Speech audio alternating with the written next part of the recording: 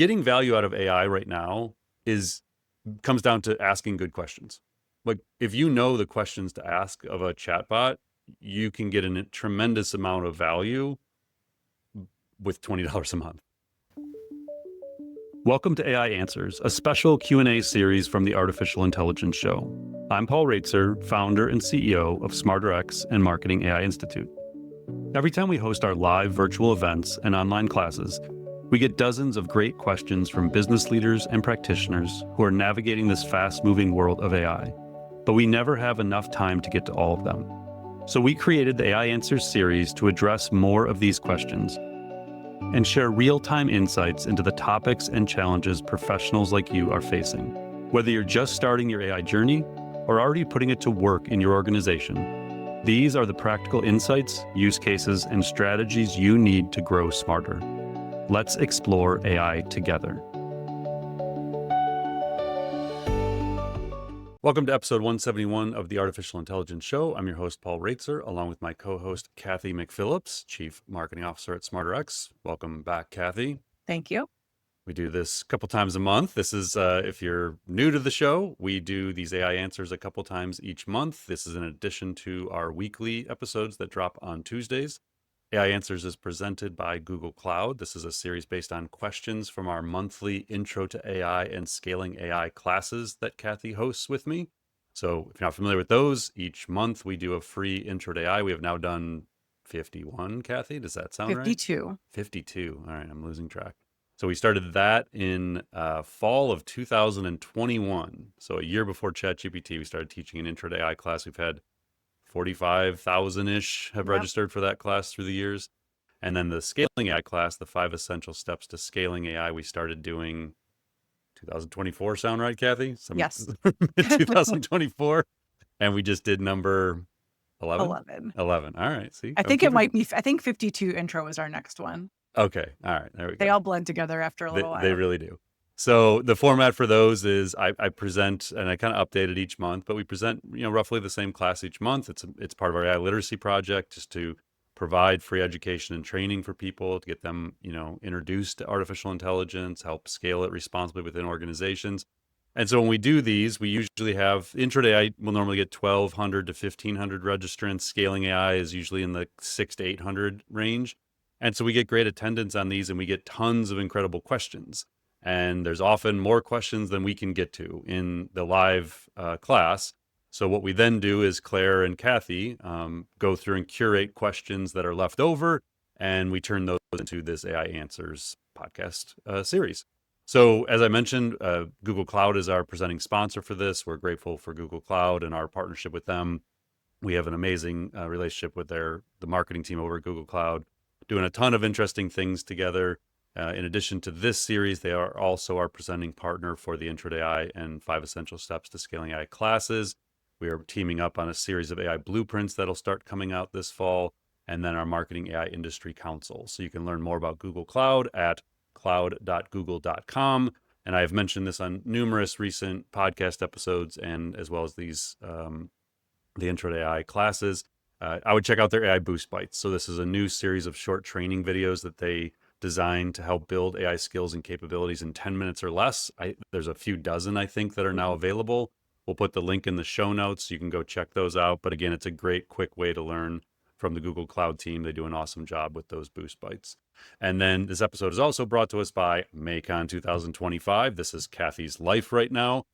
Cathy leads all the marketing efforts behind the MAICON event. She's done an incredible job. The team's done an incredible job. We are on track. We're actually, I told her I'm going to raise the goal, but we are already at goal for number of tickets sold. So we are continuing to push forward and keep raising that goal. But everything's looking great. We're looking at 1,500 plus in Cleveland, October 14th to the 16th. Dozens of breakout and main stage sessions, incredible speakers. There's 4 optional workshops the day prior on October 14th. So that's workshop day and opening party that night. You can check out the full agenda at maicon.ai. That is maicon.ai. And also episode 168, I did a full breakdown of the main stage sessions that were just announced. So you can use POD 100 for $100 off your MAICON ticket. Still have a couple weeks to go. We'd love to see you in Cleveland with myself, Mike, Kathy, and the entire SmarterX Marketing AI Institute team. All right, Kathy, I'll turn it over to you. If you have anything to add on Maycon, go Yeah. for it. If not, let's roll into some questions. So October in Cleveland is glorious. Mm. It's also going to our opening parties at the Hofbrau House. So Oktoberfest is the opening party for Maycon, and I we're am just not wearing the outfit they bought we me, are by the just way. deciding if Paul's going to wear lederhosen.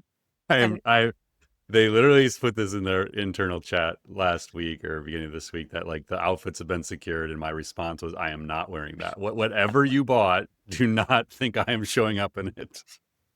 come on, You're gonna need to like use some nano banana to like put me into that stuff. You're not gonna see that in real life. I mean, say less. We'll be working on that. Claire and I can work on that. Some promotions today. I feel like I just unfortunately gave an idea to the marketing team. Okay, Oh man. let's jump into this. So this is from our September 24th Scaling AI class.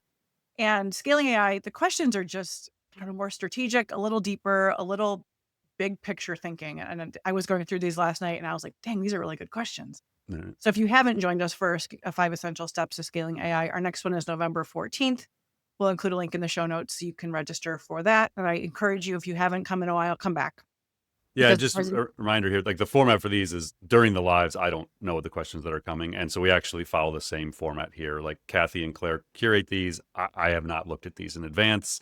So if there's some I can't answer really well, I will be honest and say like, yeah, I don't know. Like here's some resources maybe. I tried to not include those. Okay, good. Or position them in a way that I knew you could. Okay. All right. We'll do our best. I'd be curious. Yeah. Okay. Let's get started. Number 1, how have you seen AI get introduced to a financial services firm as they are highly regulated?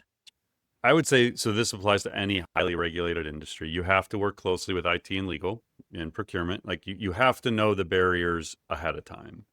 Then what I always advise people to do in these instances is understand the risks, understand the concerns of IT and legal and procurement, and then steer into those. So find use cases where those risks become low or non-existent. So if they're worried about, say, for example, customer data getting leaked into models and ends up in training runs of future models, things like that, or privacy, or overall regulations for an industry, find use cases where that doesn't apply. And so a great example, I think that's just super tangible is a podcast. So let's say you have a podcast. There's like, I don't know, we have like 15 use cases every week for AI in the podcast that is all publicly available information. There's nothing we're doing or saying on the podcast that would come into any concerns around these risks that would prevent us from using AI. It's just a publicly available transcript. So we find ways to infuse AI into workflows and campaigns where the risks aren't there. And then you can spend more time trying to solve for the bigger picture and how to accommodate, the regulations and the risks and the concerns that might come with the bigger uses. But don't allow that to prevent you from moving forward with low to no risk use cases. And again, this is regardless. Financial services, healthcare is another great example. Government, like there's all education. There are so many endless use cases. And I would say like we have Jobs GPT. We can put the link in, but it's just smarterx.ai. And then you click on tools. Jobs GPT is a great one. You can go in there and say, hey, I'm a financial advisor, or I, work at a bank and here's my role. How can I use AI in a low risk way? Like just talk to the AI assistants about these things and it'll help you find use cases that are going to be safe for you to use and even help you build the business case and justification for it so you can convince the people that you need to convince that it is a safe use of AI. Absolutely. Okay, number 2, what guidance would you give leaders who want to use AI not just to optimize today's operations, but to fundamentally reimagine business models and customer engagement for the next decade? I really like this one. So my workshop, of the 4 workshops that we're doing at Maycon, mine is on AI and innovation. So I think that so many companies right now are still so focused on the efficiency and productivity side. It's the obvious thing that AI enables, but the organizations that reimagine what's possible, that think about growth and innovation, finding new markets, new product ideas, new ways to engage with customers, as the listener's asking here. And again, I think that the underutilized part of these AI assistants today is the reasoning capabilities, the ability to do deeper thinking about stuff like this. These are the exact kind of questions I would go have with a GPT-5, the thinking version of it, or a Gemini 2.5 Pro. I think soon we'll have a Gemini 3, like probably in October, we're probably going to get the latest model.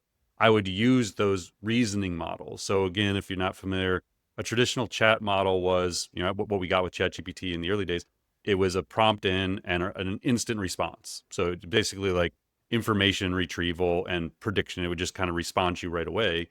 With reasoning models, it takes its time to think. It goes through a chain of thought, it builds a plan, and it more deeply considers the actual intent of your question or your prompt.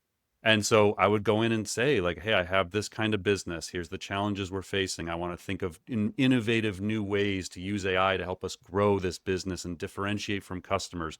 How can I do it? Like, just talk to the AI about these things. And what I often say to people is, imagine you have a highly accomplished consultant, business consultant sitting right there. How would you phrase the question to them? If you could have an expert in your industry that could say, you could say, how could I reimagine this? What can I do different? Talk to the AI like that. And you will probably get all kinds of inspiration to help you reimagine what's possible in your business.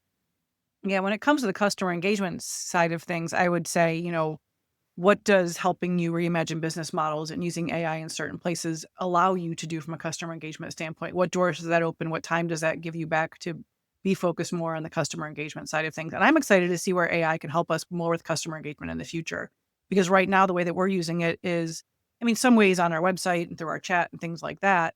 But also, and that also it's just like, okay, I have this time back. Now I can go engage. But are there going to be opportunities coming up that could even enhance that even more? Yeah, even with, we were just yesterday as a team looking at a new capability in the new learning management system that we're going to be rolling out for AI Academy here soon.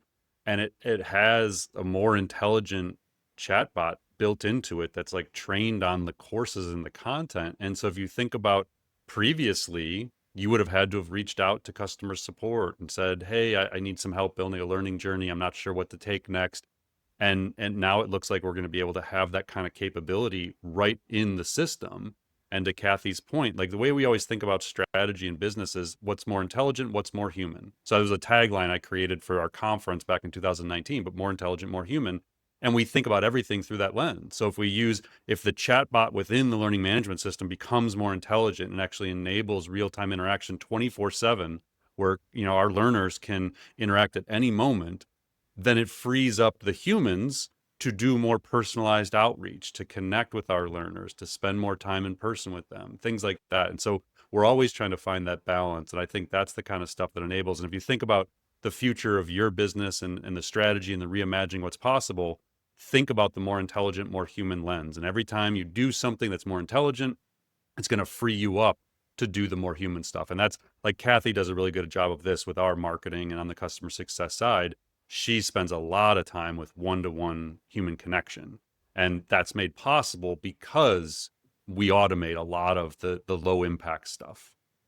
But it does make me nervous. Like if someone I know really well comes on our website and they get a chatbot who doesn't know the nuance and the history of that person, are they going to be like, what the heck? I've been talking to you for 4 years and I get this. Like I'm a little nervous with some of those Yeah. things, but I think we also just need to try it and see and just kind of, enhance it from there and figure out how to make it better. Well, I think you need to make the off ramp to a human very easy. Correct. Like if you want a human.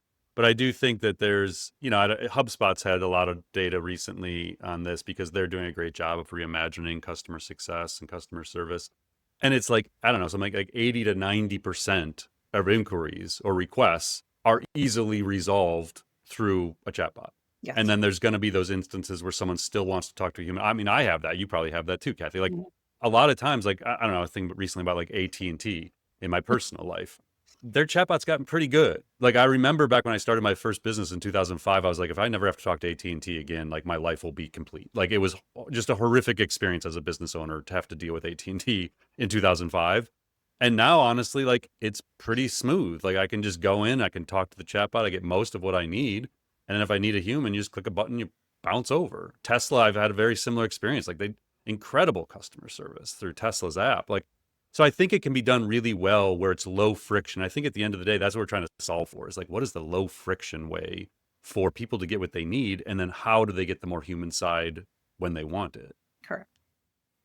Okay, I'm going to move on because I could talk about this all Yeah. day. Number 3, you've outlined 5 essential steps for scaling AI in organizations. But what happens when a company takes a more advanced route? Say they've actually built their own AI in-house with multiple models, and one person is responsible for figuring out how the entire organization should adopt it. Do those 5 principles change in that situation? And if so, how? Yeah, I think so. Basically, the way I explain the 5 steps we go through, which is, building an internal academy, creating an AI council, responsible AI principles, generative AI policies is sort of the third step. AI impact assessments, where you're looking at not only the current impact, but the next 12 to 18 months, how it changes, your talent, your tech structure, your strategies, all those things, and then building an AI roadmap. What we always say is different organizations are going to be at different stages of transformation. If you've already done all of those things, awesome. Then you're optimizing the transformation process from there on out. You're constantly doing AI impact assessments. That's not a you do it and now you're done and what's next. Impact assessments are an ongoing thing. As new models come out, as new capabilities come out, you have to go back and do another impact assessment. Okay, what does this mean to our talent? If agents, like we just had Claude Sonnet 4.5 came out yesterday. So we're recording this on September 30th, by the way, just for context of what's happening. Came out yesterday. They claim it can do up to like 30 hours of coding on its own. They're basically claiming it can build a Slack-like platform on its own over 30 hours. That changes things. If that's true, you now have to step back and say, okay, like if we are in a business of, say, building software, or if we weren't in the business of building software, can we be now? Like, can we build our own software? So impact assessments are an ongoing thing. Generative AI policies are an ongoing thing. As agents become more capable, you have to revisit, what are our policies around agent use? So I don't know that those 5 steps become obsoleted once you've done them. You're always going through them. And that's why I even talk about them. They're not sequential. Like, you're often doing all 5 things simultaneously, and then you're constantly improving them. The roadmap keeps changing as things become possible. So yeah, I don't know. I mean, I great if you're further along, that's awesome, and you may be doing whole new things. Like in the Scaling AI course series through Academy, I had a whole module on building an AGI Horizons team. Like, maybe you're spending your time thinking, well, what happens when we get to artificial general intelligence? What does our company look like then? And maybe that's more of your, brain cycles are going to what happens in 2027 when maybe these things are as good or better than all of our human workers. Like, now what do we do? So there's no limit of like stuff that needs to be solved for. I think if you've solved for all this, the first phases, great. And you keep, iterating on them, and you start moving on to the next stuff. And I do think, though, there is value in, okay, you're advanced, but your team isn't. Take some courses together so you are learning together. So you are also reframing what you've been building, going through something with that has like a plan attached to it. And so you know what your team is learning along the way. So you can kind of just do this all together. And and the whole, it's a great point, like the change management side of this. Like, I mean, if there's an organization that has solved all of this and figured out the change management side and has like upskilled all their people and they're ready to go, like, awesome. And I would love to hear you, and we'd love to do an AI transformation story on you on the podcast. Like, it is hard to find those companies. The vast majority of companies are kind of like well into the pilot phase, starting the scaling phase sometimes, but really have not fully thought out the change management side. They're trying to deal with, what does it mean to our people over the next year? Is it going to affect our staffing levels? How are we changing our recruiting process? Like, they're just starting to ask the right questions. And the vast majority of them have no idea what to do with agents and don't even know what reasoning models are. Like, that's the reality of most companies. So if you're in the boat where you're past all that, amazing. You are Right. probably in the top 0.1% of like companies in the world right now. Number 4, we hear a lot of executives say that AI is a top priority, but in practice, it often ends up as a side project handled by a few people on the margins. From both an organizational and economic standpoint, how do you actually convince leadership to commit the resources and build true AI enablement across the business? Yeah, it's a really good question. I mean, it all comes down to education and training, like awareness and understanding. So, every year we do this state of marketing AI report. We specifically are asking like marketers, but there's a lot of business leaders in there as well. And then I always think about marketers are usually kind of the leading edge of this within companies. So it's a pretty good data set to look at. And what we find year over year is lack of education and training is the number one barrier, and followed very closely by lack of awareness and understanding. So what I have found is if you're in an organization where they just don't fully buy in yet, maybe they're allowing IT to just solve this as a technology problem and they're not thinking holistically about reimagining business models and doing impact assessments on teams and tech stacks and stuff like that. You have to find the lever to pull to get them there. And I don't know if that's like you got to you know your organization better than us, obviously. Is it the CEO that needs to be convinced? Is there, say, a CIO who just doesn't get it and they're thinking only from a technology perspective? You have to know who will actually move the needle. Who do you need to get bought in at the C-suite level that this becomes a much higher priority and is thought of more holistically than just a technology problem? This is a true transformational. It's an operating system for the business. And for some people, it might be show them what the competitors are doing. For some, it might be show the latest research on the impact of AI agents. Like, you have to know what it is that actually drives change in an organization. Sometimes what we've seen work really well is you just get a team. It could be the marketing team, the customer success team, the ops team, have them do something that has a true business impact, and then take that use case or case study in like 3 to 5 slides and say, hey, here's what we were doing before. We were spending 200 hours a month on this thing. We integrated this tool and we're now spending 50 a month instead of 200. We've taken the other 150 and we launched these 2 new campaigns, which generated $1 million in revenue. Boom. Okay, let's do this 10 more times across it. So make it as simple as possible for them to say yes and to buy into the bigger picture.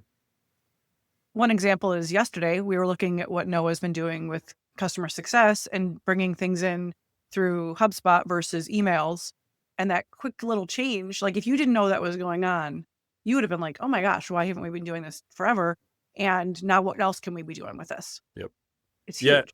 And I will say, like, the other thing is, again, you have to get the full buy-in, but sharing successes internally, even if you just have a bunch of pilots going on across departments and it's pretty spread out, it's not like unified under one initiative, then get those people together and share, build those internal champions from sort of the bottom up. And people want to be a part of things that are working. Like they're Mhm. going to be inspired to say, okay, well, let me see what I can do in the sales side or, in the product side.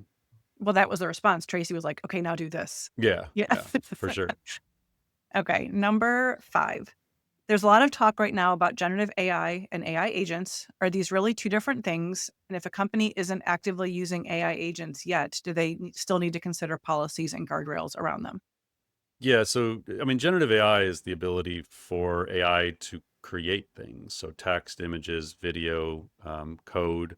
AI agents is the ability for an AI system to take actions on your behalf. So imagine it being able to go through a 10-step process. The most tangible example for people, if you haven't tried it yet, is in ChatGPT or Google Gemini. Go in and run a deep research project.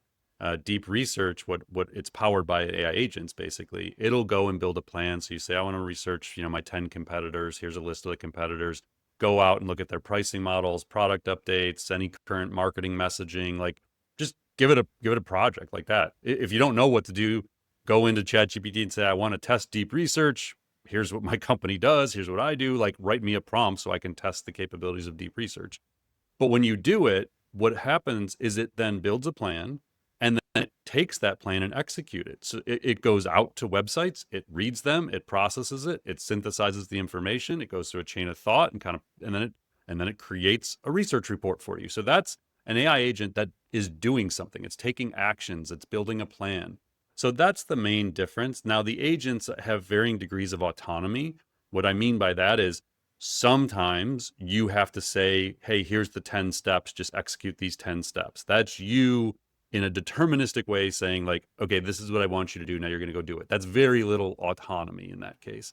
The other is, hey, I just want this achieved. I don't know how you're going to do it, but like you go figure it out. And now it's like further degrees of autonomy where the human's less and less involved in the process. So they are very different things. I will say AI agents are going to just be built into the software you use. So right now you have to kind of go find them, whether it's through Microsoft Copilot or Salesforce or HubSpot or whatever. Like, you're kind of more involved in the process of identifying the need for an agent, giving it parameters, guardrails, building it. What's going to happen though is it's just going to be embedded within. So, in a good example of this would be in ChatGPT right now. I don't know if this is at all tiers, pricing tiers, but they have an agent mode. So if you just go into ChatGPT and you click on, I think it's tools, you'll see agent mode will pop up.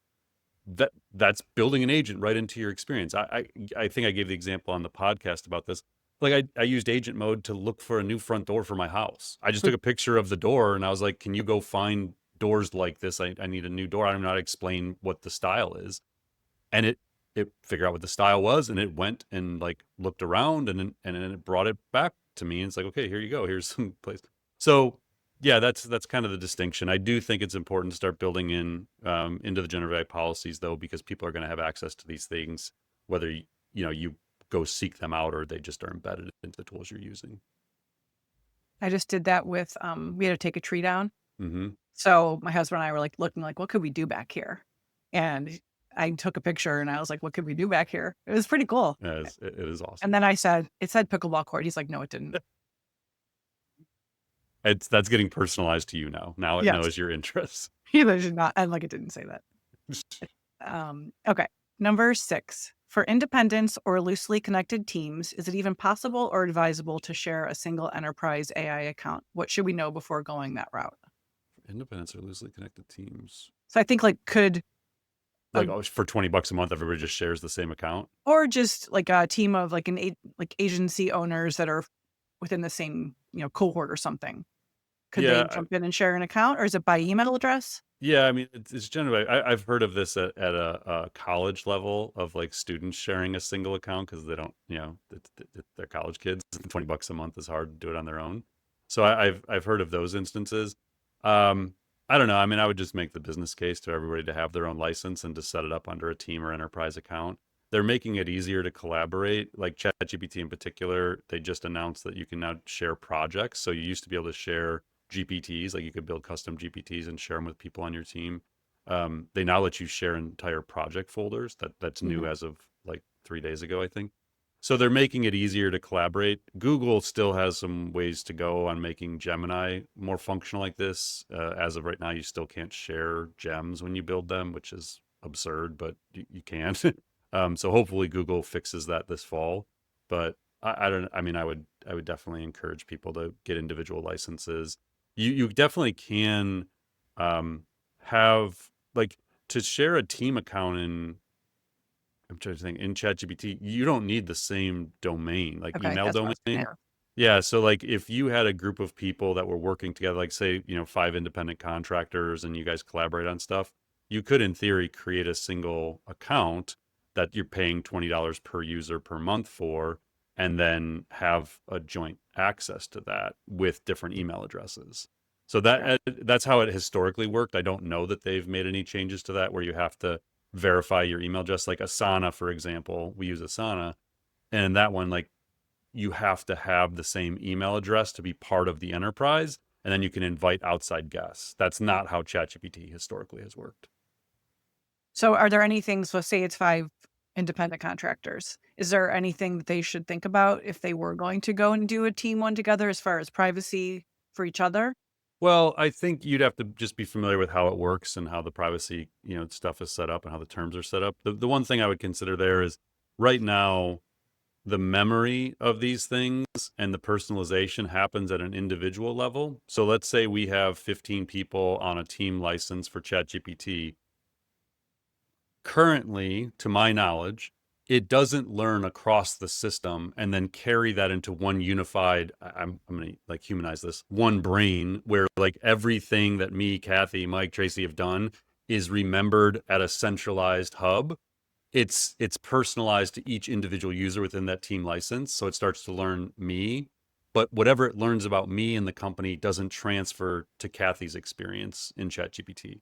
I would imagine that changes and it starts to centralize the knowledge of all the individual users into the memory of the one overarching account. because it can learn a lot of context from all the ways that the individuals use it. But that I haven't heard that as part of the roadmap, but it just seems like an inevitable thing that would happen. And if that does happen, we'll talk about it on the podcast. Yeah, You for and sure. Mike can break that down. Yeah. Number 7, if a company doesn't have an AI council, but leadership wants a vision for each department, say inventory management or HR, where can someone start learning what AI can realistically do for each function? Yeah, I mean, literally, I would just go into ChatGPT or Gemini and have those conversations. And So Jobs GPT? yeah, Jobs GPT is a really quick way to do it. So again, Jobs GPT we've mentioned a couple times, but in essence, what it does is it's trained on it's a Chat GPT custom GPT. So it has the capabilities of Chat GPT, but I basically trained it on an exposure key, an AI exposure key that says, okay, as these models get smarter, these are the known things they're going to improve at. How will that change certain jobs? So you can just put a job title in or a job description, or you can ask for kind of examples of where these jobs may go in the future. But in essence, you can just go in and say, okay, we don't have an AI council. It goes back to what I was saying earlier. Just talk to it like a consultant. We don't have an AI council, so no one's guiding us on this. I work in inventory management. There's three of us who are really excited about AI, but we're not sure what to do. We have ChatGPT licenses. How can we get started? Help us find maybe 3 to 5 use cases that are the most immediate value we could create. What should we do? So, I mean, literally, like getting value out of AI right now comes down to asking good questions. Like, if you know the questions to ask of a chatbot, you can get a tremendous amount of value with $20 a month. Yeah. But I think most people just aren't there yet. It's almost like the old adage when someone would say, well, they ask you a question, be like, well, did you Google it? Like, that's kind of how I approach stuff now, and not in a condescending way at all. But like when someone comes up to me when I'm say, doing a speaking engagement, and they ask me a question like this, like, oh, I'm an HR leader, I'm just not sure where to start. I know it's being used. And I'll say, like, well, have you talked to ChatGPT about it? Like, have you asked the question you're asking me directly to ChatGPT, and give it the context? Like, provide the background that you're providing to me, and it's going to give you a really good place to start. And then you're the domain expert, so you can figure out which pieces of its response are valuable. But it's often just like the best place to get going. So last Friday, we were at the Ohio Aerospace Institute doing a day with middle school girls, and we were showing them Jobs GPT. So they were coming up and saying, I'm interested in fashion design, or I'm interested in math or something like that. And someone came up and she said, I want cosmetology. So I was like, okay, this will be fun. So I throw it in there, and it was like, obviously it can't cut someone's hair. I mean, Yeah. who knows? Maybe someday it can. Yeah. But all these different things. And I said, what do you like doing? And she's like, I love color. And I was like, wonder if that could help you with that. And she was just like, her mind was just blown. Yeah, that's And cool. just like learning about it and not like doing it. She's like, I like this part of it, but like there's all this whole science thing that I might not really know about. And I don't want to do the business side, but can AI help me with some of that? Because I really want to focus on being with the people. And she was just, I don't know, it was such an interesting, every single one of these young girls were just blown away by like the opportunity of what was out there. Yeah, It was that's pretty awesome. cool. Yeah, it's cool. I'm so glad that the team did that. Yeah, it was a great event. Number 8, what are your best practices for training newer AI users, especially around managing expectations, getting quality outputs, and staying safe? I've noticed firsthand how much difference proper training makes in adoption. So the way we approach this, and this is whether we're running workshops for corporations or we're just providing guidance, is you have to personalize the first few use cases. So the greatest way to get immediate value and get people bought in and seeing the full potential, if you're going to provide Copilot licenses or ChatGPT licenses or Gemini or whatever you're providing to them, is either run an interactive workshop where you help them find those first 3 to 5 use cases, or have the people leading the change management within your organizations build GPTs for them. So, if you're going to introduce it into sales, for example, build a GPT that helps them do something that every person on that sales team has to do every day. And it's like, oh, this is going to save me 3 hours a week. Like, this is fantastic. Or give them a series of prompts, like as a sales professional or customer success professional, here are 5 prompts you may find extremely valuable to help you right away with efficiency and productivity. So we're just huge proponents of, you have to personalize the integration of this stuff so that it's so obvious right away, and do this at the C-suite level too. Like I'm a huge believer, if your CEO isn't fully bought in, build those first couple prompts for them, build a GPT for them that actually helps them right away And it changes everything once they see it for themselves, how it can help them. And the people who are resistant because they have some preconceived idea about AI, and maybe they think it's abstract, or they're just fearful for their job, and like they don't really get it. As soon as you personalize something for them, the light bulb goes off for everybody. Yeah. That kind of goes into this next question, number 9. How do you drive stronger engagement in AI enablement trainings when individual contributors already feel too busy with their day-to-day work to spend time learning AI? Yeah, find out what it is that's keeping them too busy, and then solve it for them with a prompt or a custom GPT. Yeah. Say, hey, here, I know you're spending 5 hours a week doing this thing. I built something that'll get it down to like 30 minutes for you. And when you're ready, I can build 3 more of them for other things you're doing. So Yeah. yeah, again, it's just the personalization. Make it easy for people to say yes, and like to we always talk about, I always end my course with, be curious, explore AI. It's this whole idea of like drive that curiosity by showing them something, make them curious to learn more and find the next use case that is helpful to them.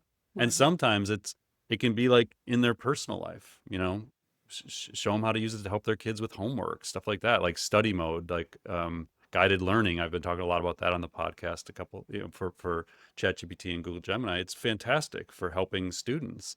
And once you say that, it's like, oh, I could probably do this at work. Like I could take the same approach. So, Absolutely. Number 10. What is the best way to handle a situation where AI got something wrong? um, well, assuming you caught it before you published it or sent it, got something wrong. That's a different story. But I mean, they get stuff wrong. Hallucination is like the technical term for what happens. They will make stuff up. They will, use data that didn't exist. They will cite a source that wasn't there. They will misspell a name sometimes. Like they're going to make mistakes. And that's why you have to have the human in the loop. This is the whole idea of like the AI verification gap. Like the human has to verify these outputs, and the higher risk, higher profile the output, the more important it becomes that a human is in the loop. So we've, probably all heard the stories of lawyers using these to create legal briefs that they submit to judges, and the judge finds that there was something wrong in there. Now you got a major problem. Like the humans have to be in the loop. And if it has to do with like business analytics data, customer data, if it's a communication that's going out, like you absolutely have to have the human heavily in the loop in those processes. And at the end of the day, like in our responsible AI principles that we have published and that we share with people, we say like the human owns the output. Just because the AI is capable of doing these things doesn't remove the agency from the human, the responsibility to own the output, the accuracy and the quality of that output. So I think that that's just something that needs to be taught to people, that you still are in charge of making sure the output is correct. It's not work slop, as we talked about on the podcast this past week. What was episode 171? I think we were talking about work slop. 170 actually. 170. Yeah. So yeah, you don't want to be handing stuff in that you didn't put the actual time into. So what if it got something wrong about your company? Is there anything you can do to mitigate that for the future? Or can you retrain the model to have the facts correct? Yeah, so I mean, this happens to me. I've seen this numerous times. I've even had it with GPT-5, so even the most recent models. I'll ask it something. I actually there was one, I think it was yesterday. Oh, this is a funny one for like personal stuff. So my family and so I have a 13-year-old and a 12-year-old, and my wife, we have Mario Kart World races every night. And so I always lose. I'm always in fourth place. And so I was having a conversation with Google Gemini about what is the best character car match so I can actually start winning. And it came back and it started recommending stuff for like Mario Kart 8. And I said, no, I said Mario Kart World. Like you're not giving me the right information. You don't choose the wheels anymore. That was in Mario Kart 8. And it goes, oh, I'm sorry, you're right. Mario Kart, and actually went and searched the web and updated its knowledge base to be current. And so, it's a personal example, but that happens in business all the time, where I'll be like, no, you're wrong. You can do the thing I'm asking you to do. Like it may say, oh, I can't generate images. Like, yes, you can. So, and then like, I think sometimes that then lives in its memory and then it remembers that change. So yeah, I don't know, if you're using just a standard chat, you can tell it like, hey, remember this for next time. And it'll, remember that. The other thing is if you're using GPTs or GEMs, you can upload updated information into its knowledge base. You can say, hey, anytime I'm asking you about this stuff, refer to the knowledge base PDF when I ask you this, and then it'll, reference that anytime it's doing an output. And can you train that like for other people? Can it keep that in the knowledge base for others? Yeah, so this again goes into the team and enterprise accounts, whether they function as a single hub of knowledge or not. I don't No, that's not. I don't know that you can upload a knowledge base into the team account that universally is referred to for all users. Unless there was like a GPT that was built and that was a knowledge base that Correct. was That's included. how we do it internally. So like I Yeah. have the co-CEO GPT that I built has a knowledge base that's trained on company data. The system prompt has revenue goals, it has all this stuff. And then I shared that co-CEO internally with the team. So when they use it, it has that same knowledge base about our information. Mhm. So that's a way to control it now. Yep. Number 11. For interns and early career professionals entering the workforce now, which specific skills or habits are most critical to develop in order to stay ahead of the AI curve and actively shape the future rather than simply reacting to it? It is a great question, especially given all the stuff we've been talking about on the podcast lately about the challenges for early career professionals, and the underemployment rates are not great right now for people in the 22 to 25 range. So I don't know. I think these are kind of softer skills, but curiosity, imagination, critical thinking are just fundamental. The ability to work well with the AI, to ask smart questions, to not just do a single prompt, but have follow up prompts, and really work with them. Um, those intrinsic motivation, like those are the kinds of things that I just think have always been important, and they remain really critical at that early stage. I don't know that there's any. I mean, I can tell you the advice I've been giving to family and friends who are in college. Uh, Come out with any business major you want. I don't care what it is, economics, accounting, finance, whatever. If you want to be in the business realm, any of them are fine. Like you just need to solve problems. You need how to learn to work through hard things. Take entrepreneurship classes if you can, because I think entrepreneurship is going to be like the golden age here. It's going to be way easier to create businesses. And then take as many complementary AI courses as possible. Like you basically want to come out with a liberal arts background where you have a diversity of skills and knowledge, and then you know how to work with AI to augment your capabilities, not replace the need for you to do the work. So like challenge yourself to do the hard work, go through these hard things. My son's interested in coding. It's like, great. If you want to do computer science coding, do it. I don't care that Agent 3 can code or Sonnet 4.5 can do the coding. In 8 years, like is he going to be actually writing code? I don't know. But for 8 years, he's going to learn how to do really hard, repetitive things that transfers into anything. So yeah, it's hard to say like, how you should think about education and changing majors and stuff. And my general guidance is just do these things well, and then work on the human skills, like the I was going to say, interpersonal communication. And yeah. knowing coding is amazing and knowing that how to do all that, but take a communications class. Yes, learn how to talk to people. Take a class where you have to do Yeah. presentations, and yeah, yeah, debates. Like all of it's good. Like I am a believer though. Like I think liberal arts degrees will continually take on greater value. And I would really challenge parents, and I would challenge students, get diversity of it. Take a psychology class, a sociology class, really spread it out, and learn a lot of different backgrounds, because I think people that are well-rounded in that way are just going to be able to interact with AIs way better, and consider the more human aspect of this as AI starts to really be everywhere within society. Yeah. Talk a little bit more about the entrepreneur side of things, because you had mentioned previously that, that opens up a whole world of opportunity from a job standpoint of if there's layoffs across enterprises and things like that, like small businesses could be thriving soon. I mean, starting a business and running a business is very hard. It is. And, I always just go back to when I first started my agency in 2005, and I had no idea what I was doing. I was 27. I came out of, liberal arts college, journalism school. I had a business minor. So, I mean, I'd taken business class, but I had no idea how to start a business. I didn't know how to, manage it. So I went to a local organization in Cleveland called SCORE, and they matched me up with a retired executive from a manufacturing company. And, you know, wonderful the work he was doing. He was volunteering his time to do this. Zero context into what I was trying to do. Told me the idea was terrible. Like, and I'm like, okay, well, where do I go now? Like, that was it. That was my one shot. I found this organization in town that was supposed to help me as a young entrepreneur. Now I don't know what to do. If I had had ChatGPT in 2005, I could have figured out in 48 hours what it probably took me 4 years to learn. Like, the learning curve is almost non-existent. It's like, hey, I want to build a professional service firm. I want to do the pricing model different than it's traditionally done because I think charging by the hour is absurd and obsoleted. How should I do it? Like, what should I think about? How should I build the financial model for the business?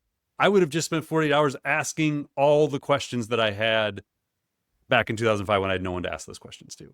I could ask accounting questions, finance questions, legal questions, business strategy questions. Like, you have on-demand intelligence in many ways at a PhD level, like at an expert level, to talk to about anything. Yeah. And now, if you have any semblance of like coding ability, you can code apps. You can build, like I was talking to my son last night about, he's in 7th grade and they do an entrepreneurship challenge. We have to build a business. And we were talking, I was like, hey, but like, we could build an app. Like, you can actually code an app. In 7th grade, he's taken some coding classes. But I said, you could build a working prototype of an app through these tools. Like, and so it's just the walls have come down to create things, to bring them to market. Now there has to be a market of people to buy what you're going to create. But I do think that entrepreneurship is just going to be like, there's going to be no excuse to not be able to start a business if that's what you want to do. Yes, because you could do all that stuff in 48 hours, but you need to have grit, tenacity, Yeah. curiosity, maybe a little crazy to be able to do that and do it well.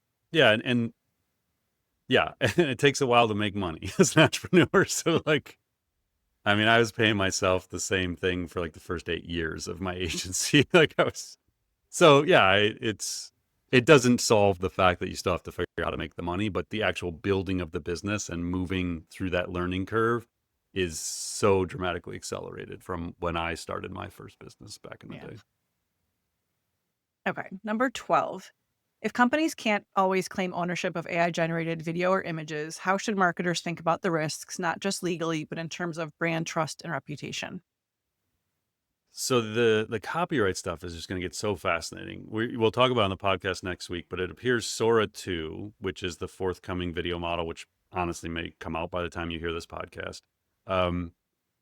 OpenAI's approach is to steal everything, allow users to create anything. So pick Disney characters as an example. If you want to create Disney characters in Sora 2, you'll be able to.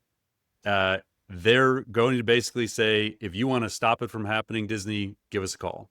So they're basically going to say, we don't care about copyrights. We are going to allow our users to create whatever they want. And then you can go sue the user if you want for creating the output, but we're going to enable it to happen. So I think we are about to go through a really, really weird phase of copyright law where the AI labs are brazenly going to say, we don't care. And they're going to just challenge everybody to stop them. They will have the support of the current U.S. administration. The Trump administration will support their lack of caring about copyright. And so that's going to change a lot, I think. In the near term, though, this does come more down to the moral compass. I would say, like in our responsible AI principles, we say when legal precedent lags behind, which it always will with AI, your brand and your company have to have a moral compass. And that moral compass has to play a role in deciding how you will use this technology, because they're going to enable you to do anything with it. You have to decide what you're going to allow your people to do with it.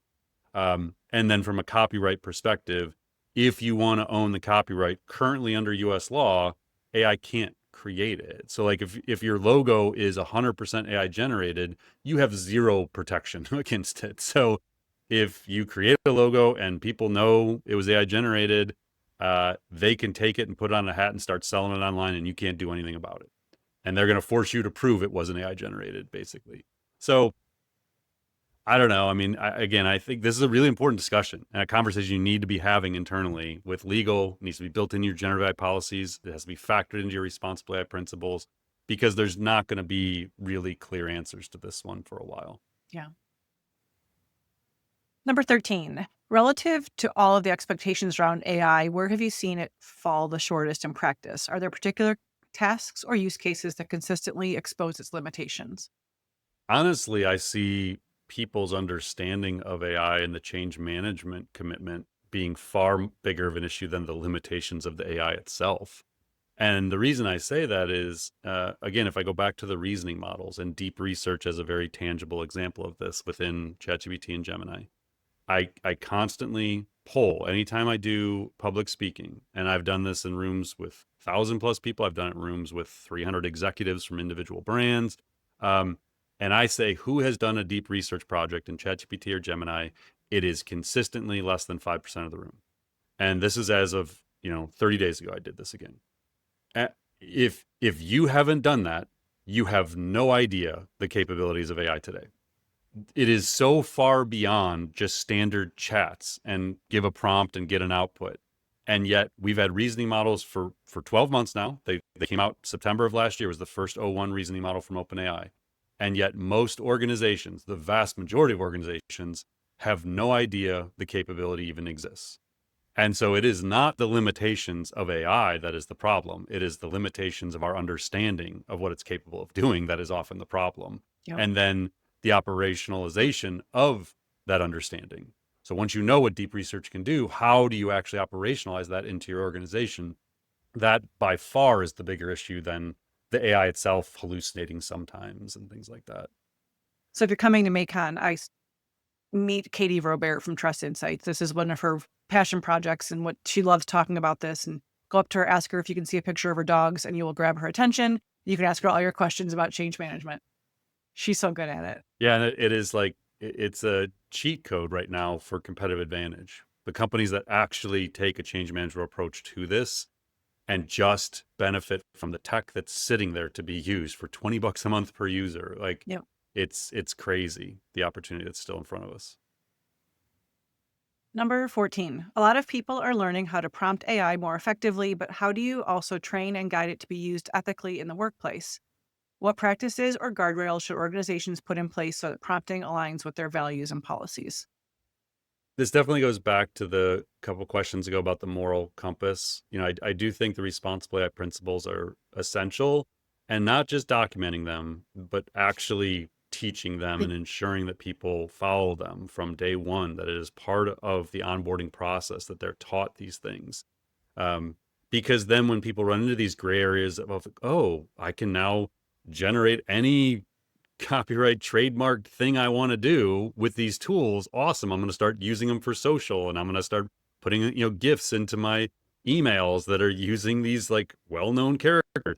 But if you train it right and you do a true change management process, that's not even a debate. They're going to know not to do that. But if you don't teach it, then there's no way. So it starts with documenting it, having generative policies, responsible principles, and then teaching it and making sure you live it as an organization. It has to be built into the culture. There's no other way to do it. Like, I mean, you can't just document them. I think I've told this story before. I've sat in meetings where we've asked, like there was this one big brand in particular, and there was like 70-ish executives in the room. And Mike and I were running a workshop for them. And we said, are there generative AI policies? And the CIO said, yeah. And everybody else in the room looked at the CIO like, where? Right. Like, who owns them? Have we told anybody they exist? And so you realize that, yeah, like sometimes organizations do this, but they don't live it. And that's the key. Like anything else, like if you go back to any kind of transformation, any kind of culture initiative, it has to be infused into the organization. It can't just be words on, a screen. Is there any value because the responsible AI principles are under Creative Commons? Could they download that, tweak it however they wanted to, and upload that as part of the knowledge base? Would there be any value to that if there's like a shared company GPT? Yeah, definitely. And we can put the link in the show notes. So the Responsible AI Manifesto I wrote in January 2023, we released under a share alike Creative Commons license, which means you're welcome to take it and edit it and do whatever you want with it. but when you reshare it, you just share under the same license, basically. So it's like an open sourcing responsible AI principles in essence. So yes, you can take those and tweak it to however you want. And then once you have it, you could, in theory, put it into a knowledge base and tell the AI always reference this. I did that with when I was creating the AI fundamentals, piloting and scaling AI courses. I trained it on stuff like that. So yeah, definitely a step you could take. Okay, last question, number 15. Of the 5 essential steps to scaling AI, which step is the most challenging for organizations, and what do you see leading organizations do differently? Yeah, I mean, my instinct immediately on this one is the AI impact assessments because I don't know anybody that's doing them. And the reason I say that is because to do the AI impact assessments well, you have to have a vision for where the AI capabilities are going, which means using that AI exposure key I referenced. So I teach a whole course on this in our Scaling AI course series on how to do AI impact assessments and walk through different examples of it. But in essence, you have to understand the labs are working on, persuasion and personalization and AI agentic capabilities and all these things. And then you have to kind of project out how far along they're going to be in like the next 12 to 18 months with those different things. And then from there, now you can actually assess jobs and hiring plans and how campaigns can be improved and workflows and which problems you can better solve. So once you do the AI impact assessments, you get a far greater picture. And I really focus on the talent side in particular, because we're all trying to think what happens if we become more efficient and we don't need as many people? Like, what are we going to do? How do we retain those people and upskill them to remain relevant in the organization? You have to be honest with yourself. And the only way to do that is to be proactive about looking at where is the technology going and how is it going to start to affect us. So one real tangible example would be future proofing hires. So if you have a job description for, say, in our world, a customer success manager is like something that we're actively looking at hiring. If you have a job description of what that person would do, and then you put it into jobs GPT and say, okay, assess this over the next 12 months, like how is this job going to change? You may realize, man, 30% of what this person would do today, they're probably not going to be doing in 12 months. Like an AI agent's going to do that. What would we do with that 30% capacity? How would we make sure this is still a full-time hire? So future proofing hires is one really critical way. And you can't do that until you understand what the models are going to be capable of in the next 6 to 12 months. So it's hard because it's an inexact science and there are very few benchmarks to look at of people actually doing this. So that And is to me there is value? Is there value in like us putting our jobs on a regular basis through Jobs GPT to see what opportunities we're missing that we're not thinking of, or just so we can stay one step ahead? yeah. I mean, there was two main use cases when I built Jobs GPT. One was to prioritize use cases for yourself. So I'm a Right. chief marketing officer. How can I be using AI today? And it'll help you do that, breaks the job into tasks, and then recommends ways you can use it. And then the second piece was kind of looking at the impact as AI becomes more capable. How's it going to change my job as a chief Right. marketing officer? So yeah, I think having regular check-ins, it could be part of an AI council, part of their domain of things that they're doing, where maybe they're taking the top 10 jobs in an organization and every 3 to 6 months running an updated assessment of how's it impacting these roles. And Yeah, just seeing if that exposure grows. yeah, for sure. Yeah. All right. Kudos to the listener. These are great questions. That And were these are great. like, Claire, I know, curates a lot of this stuff and makes sure we try to address different questions each time, but these are all really good. Like, I'm impressed. Yeah. So next scaling AI, the essential steps is November 14th. So we are done with intro and scaling before Maycon. So we're gonna have a little bit of a breather before, well, we'll leave an event in the We middle could of do it. AI for Agency Summit. Yeah. AI for Agency Summit is November 20th. So if you'd like more information, we'll drop that link in the show notes also. I was totally thinking the other day, it's like, oh, okay, once we get through Macon, because my whole year has been once we get through the AI Academy launch, I can like breathe again. Story of my And life. then we did, and it's like, wait a second, Macon's in 3 months. Okay, once we get through Macon, I can take a couple of days off and I'll breathe again. And then I can see that meeting on my schedule for the AI for Agency Summit. I'm like, oh my gosh, what do we do? Oh, can't wait for the holidays. All right. Well, thanks, 93, Kathy. 93 days till New Year's. I didn't need to know that. All right. Well, thanks, Kathy, for co-hosting with me. Thanks, Claire, for helping us put us all together. And thanks, everyone, for attending the classes and asking great questions and tuning in for another edition of AI Answers, and thanks to Google Cloud again for partnering with us on this series. And that is all. We'll be back with the regular weekly episode of 172 next Tuesday. Thanks, everyone. Thanks for listening to AI Answers. To keep learning, visit smarterx.ai, where you'll find on-demand courses, upcoming classes, and practical resources to guide your AI journey. And if you've got a question for a future episode, we'd love to hear it. That's it for now. Continue exploring and keep asking great questions about AI.